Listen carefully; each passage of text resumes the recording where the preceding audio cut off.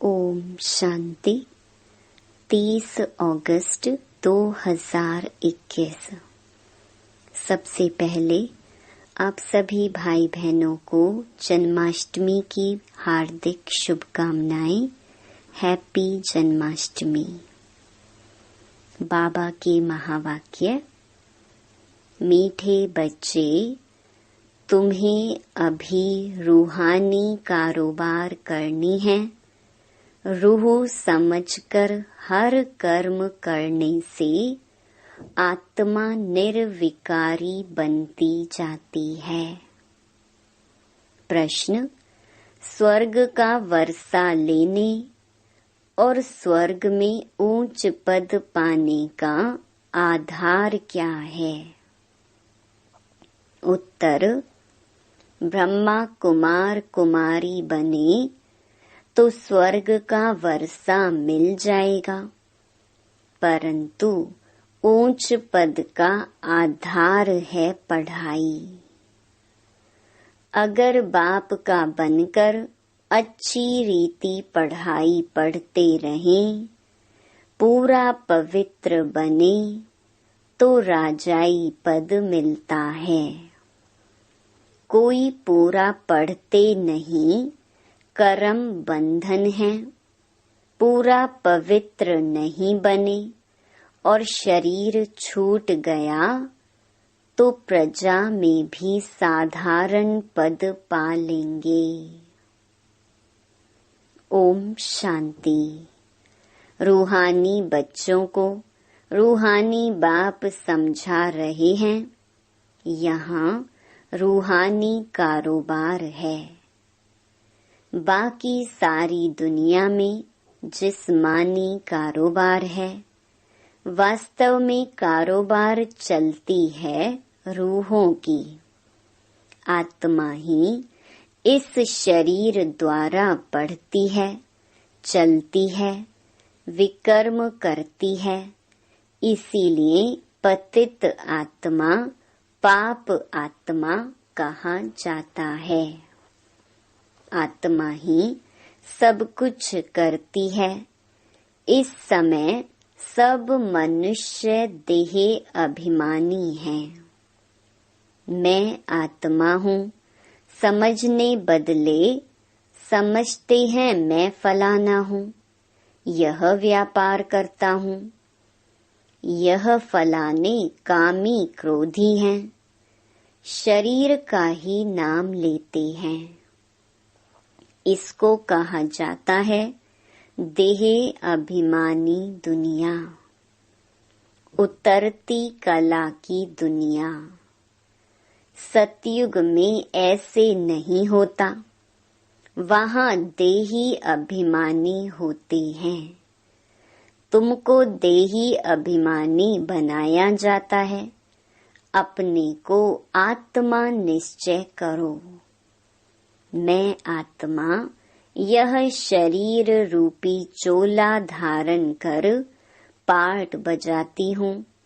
वह एक्टर्स भी भिन्न भिन्न कपड़ा बदली कर पार्ट बजाते हैं। बाप कहते हैं तुम आत्माएं पहले शांति धाम में थी। तुम्हारा घर है शांति धाम। जैसे वह हद का नाटक होता है, यह फिर है बेहद का नाटक। सभी आत्माएं परम धाम से आकर शरीर धारण कर पार्ट बजाती हैं। आत्माओं का असुल घर है परम धाम। उन एक्टर्स का तो घर यहाँ ही होता है। सिर्फ ड्रेस बदली कर आकर पार्ट बजाते हैं। तो बाप बैठ समझाते हैं तुम आत्माएं हो। बाप तो बच्चे बच्चे ही कहेंगे। सन्यासी बच्चे बच्चे नहीं कहेंगे। बाप कहते हैं मैं पतित पावन तुम सभी आत्माओं का बाप हूँ, जिसको तुम गॉड फादर कहते हो। गॉड फादर तो निराकार है। ब्रह्मा विष्णु शंकर को भी गॉड फादर नहीं कहेंगे। उनमें भी आत्मा है, परंतु उनको कहते हैं ब्रह्मा देवता नमः, विष्णु देवता नमः। देवताएं क्या करते हैं यह किसको पता नहीं है। बाप ही आकर समझाते हैं तुम कैसे ड्रामा प्लान अनुसार पार्ट बजाते हो। दुनिया एक ही है, ऐसे नहीं कोई नीचे पाताल व ऊपर में दुनिया है। दुनिया एक ही है जिसका चक्कर फिरता रहता है। लोग तो कह देते हैं मून में प्लॉट लेंगे। बाप समझाते हैं बच्चे कितने इंसॉल्वेंट बन पड़े हैं। भारतवासियों के लिए ही कहते हैं तुम कितने साहूकार समझदार थे।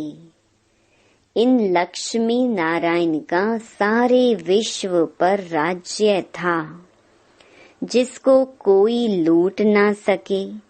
वहाँ कोई पार्टीशन आदि नहीं होती। यहाँ तो कितनी पार्टीशन हैं, आपस में टुकड़े टुकड़े पर लड़ते रहते हैं। तुम सारे विश्व के मालिक थे। सारा आकाश, पृथ्वी, समुद्र सब तुम्हारा था। तुम उनके मालिक थे। अब तो टुकड़े हो गए हैं, यह किसको पता नहीं है। भारत ही विश्व का मालिक था। बाप समझाते हैं आत्मा को जो पार्ट मिला हुआ है वह कभी घिसता नहीं, चलता ही रहता है। अभी तुम फिर से मनुष्य से देवता बन रहे हो, फिर 84 जन्म लेंगे। तुम्हारा पार्ट चलता ही रहता है, कभी बंद नहीं होता है। कोई मोक्ष आदि पाते नहीं। जितने अनेक गुरु, अनेक शास्त्र, उतनी अनेक मतें होती हैं। मनुष्यों में कितनी अशांति है। जहाँ भी जाओ कहेंगे मन को शांति कैसे मिले। यह देह अभिमान में आकर कहते हैं। बाप समझाते हैं मन और बुद्धि यह है आत्मा के ऑर्गन्स। बाकी यह सब शरीर की इंद्रियां हैं। आत्मा कहती है मेरे मन को शांति कैसे मिले। वास्तव में यह कहना गलत है। तुम आत्मा हो, तुम्हारा स्वधर्म ही शांत है। तुम ऐसे कहो मुझ आत्मा को शांति कैसे मिलेगी। इसमें कर्म तो करना ही है। यह बातें बाप बैठ समझाते हैं। दुनिया में यह ज्ञान किसको नहीं। वहाँ है भक्ति मार्ग। उनको ज्ञान का पता नहीं है। ज्ञान तो एक बाप ही देते हैं। बाप खुद कहते हैं मैं कल्प कल्प कल्प के संगम युग पर आता हूँ। कलयुग के अंत में सभी पतित हैं। यह है रावण राज्य। रावण को जलाते भी भारतवासी ही हैं। बाप पतित पावन का जन्म भी यहाँ है, तो रावण का जन्म भी यहाँ है। रावण जो सबको पतित बनाते हैं, इसीलिए उनको जलाते हैं। यह बातें किसकी बुद्धि में नहीं हैं। अब भारत में कृष्ण जयंती मनाते हैं। कृष्ण की लीला भजन आदि करते हैं। अब बाप कहते हैं वास्तव में कृष्ण लीला कुछ है ही नहीं। कृष्ण ने क्या किया? कहते हैं कंसपुरी में जन्म लिया। अब कंस तो डेविल को कहा जाता है। सतयुग में डेविल कहाँ से आए? तुम जानते हो कृष्ण की आत्मा जो सतयुग में थी, वह अपने 84 जन्म भोग इस समय पतित से पावन बन रही है, अपना पद फिर से ले रही है। वैसे ही तुम कृष्णपुरी में रहने वाले थे, 84 जन्म ले अब फिर अपना पद ले रहे हो। जयंती मनानी है वास्तव में शिव बाबा की। जो शिव बाबा सबको हेल से हेवन में ले जाते हैं, उनकी कोई लीला है नहीं। कहते हैं कि हे पतित पावन बाबा आओ, आकर हमको हेल से हेवन में ले जाओ। आप हमारे बाप हो तो हम स्वर्ग में होने चाहिए, हम विषयस दुनिया में क्यों हैं? इसीलिए बुलाते हैं हे गॉड फादर, हमको इस दुख की दुनिया से लिबरेट करो। यह भी ड्रामा में नोंद है। बाप कहते हैं इस ड्रामा को कोई जानते नहीं। शास्त्रों में ड्रामा की आयु लंबी लिख दी है। नई दुनिया को पुरानी बनना ही है, सतो रजो तमो में आना ही है। यह है बेहद की बात। अभी तुम फिर से विश्व के मालिक बन रहे हो। भारतवासी जो नई दुनिया में थे, वही 84 जन्मों का पार्ट बजाएंगे। अभी तुम पवित्र बनते हो, बाकी सब मनुष्य पतित हैं। तब तो पावन के आगे जाकर नमन करते हैं। पावन को पावन नमन क्यों करेंगे? सन्यासी पावन हैं, तब तो पतित मनुष्य उनके आगे माथा झुकाते हैं। कन्या पवित्र है तो सब उनके आगे सिर झुकाते हैं। वही कन्या शादी कर ससुर घर जाएगी तो माथा टेकना पड़ता है। अभी बेहद का बाप आए हैं सबको पावन बनाने। वह सब हैं कलयुग में। तुम हो अभी संगम पर। अब तुमको पतित दुनिया में नहीं जाना है। यह है ही कल्याणकारी युग। बाप आकर सबका कल्याण करते हैं।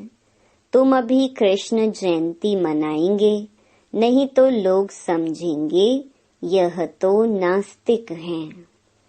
नास्तिक वास्तव में उनको कहा जाता है जो अपने बाप को और रचना के आदि मध्य अंत को नहीं जानते हैं। इस समय सब निधन के ऑर्फन बन पड़े हैं। घर घर में झगड़ा है। एक दो को मारने में देरी नहीं करते हैं। इसीलिए इसको नास्तिकों की दुनिया कहा जाता है। बाप को ना जानने वाले। तुम हो जानने वाले। अभी तुम समझते हो कि हम पत्थर बुद्धि थे।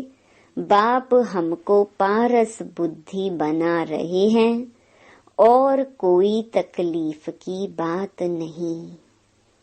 बाप सिर्फ कहते हैं 1 घंटा पढ़ो।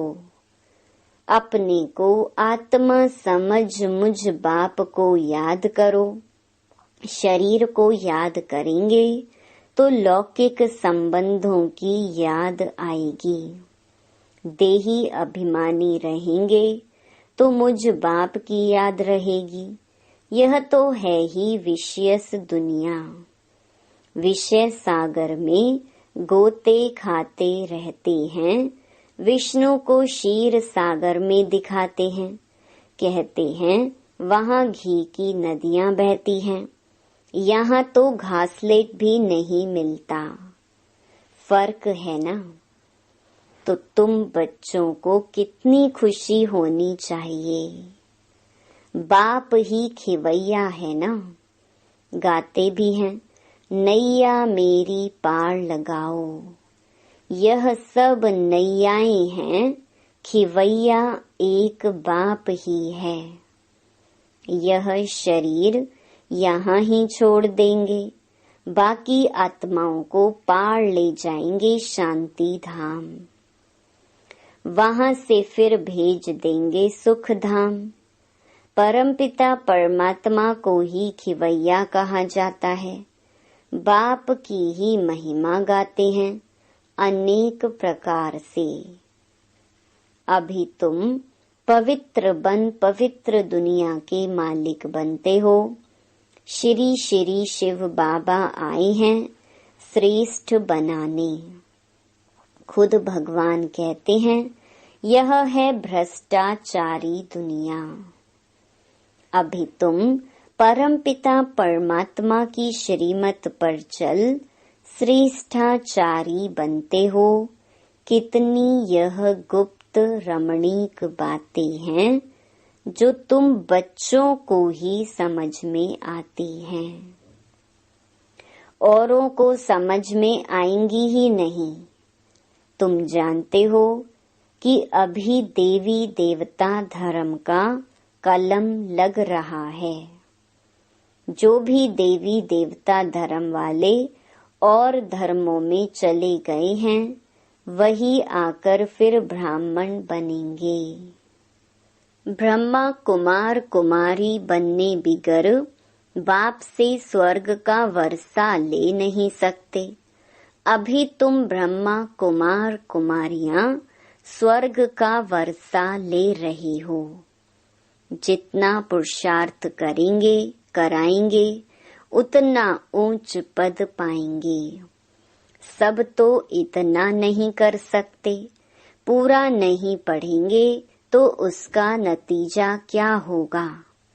अगर शरीर छूट जाए तो स्वर्ग में आ जाएंगे, परंतु प्रजा में बिल्कुल ही साधारण।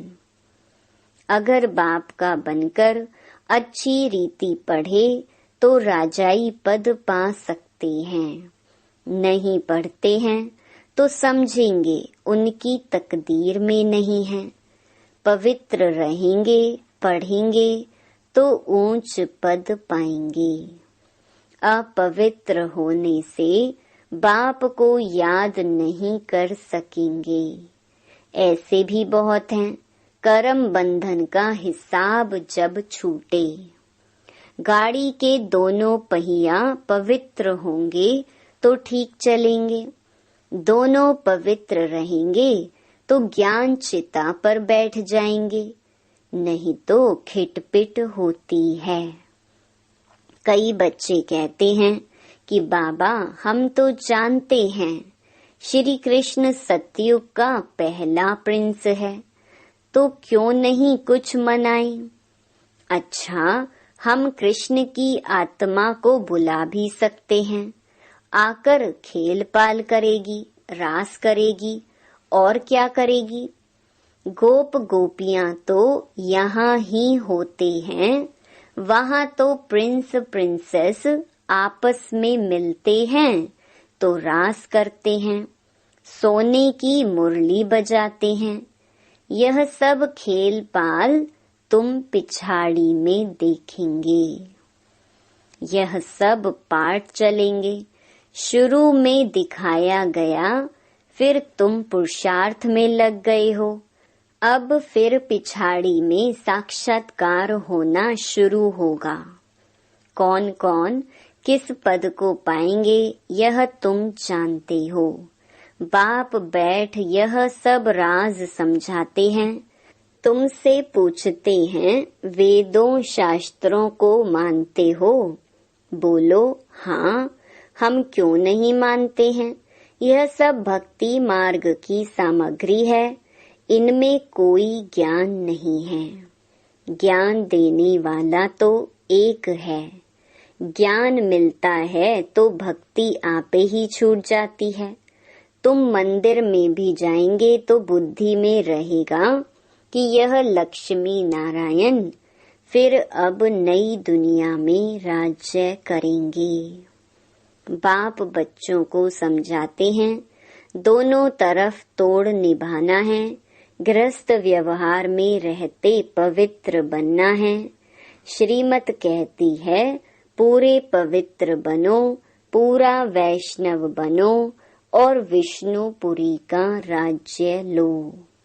अच्छा, मीठे मीठे सिकी लधे बच्चों प्रति माता पिता बाप दादा का याद प्यार और गुड मॉर्निंग।